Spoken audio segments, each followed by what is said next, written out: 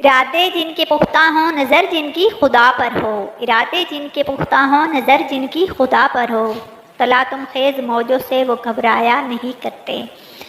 آج مجھے جس موضوع پر لب کشائی کرنے کا موقع ملا ہے وہ ہے کامیابی قسمت سے نہیں محنت سے ملتی ہے۔ نہ کرو بحث ہار جاؤ گے، نہ کرو بحث ہار جاؤ گے، حسن اتنی بڑی دلیل نہیں۔ صدر اعلی وقار، کاہل نکمے بیکار سست اور نااہل لوگوں کا خود اعتزابی کے بجائے ناکامی کا ذمہ دار تقدیر، نصیب، مقدر اور قسمت کو ٹھہرانا ہے۔ ریت اس نگر کی ہے اور جانے کب سے ہے، اس طرف سے آ کر قسمت اور صرف قسمت کے راگ الاپنے والے، ہاتھوں کی لکیروں اور ستاروں کی چال طوطے کی فال پر سر پھینکنے والے یہاں دلائل پیش کرنے کے بجائے ہمیں قصے اور کہانیاں سنائیں گے۔ ہندوستانی فلم مقدر کا سکندر چلائیں گے، یہاں بیٹھے باشعور لوگوں کو ماموں بنائیں گے، لیکن میں ان کی کوئی فلم چلنے نہیں دوں گی اور دلائل سے یہ ثابت کروں گی کہ کامیابی قسمت سے نہیں محنت سے ملتی ہے، کیونکہ پھول یوں ہی کھلا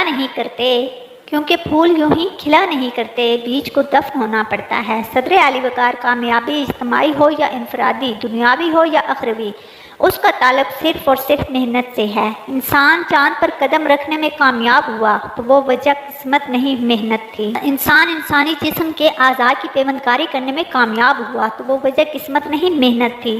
اور جب 14/10/1947 کو پاکستان دنیا کے نقشے پر ابھرا تو اس کامیابی کی وجہ تقدیر، نصیب، مقدر نہیں بلکہ تحریک میں شامل لوگوں کی محنت اور صرف محنت تھی۔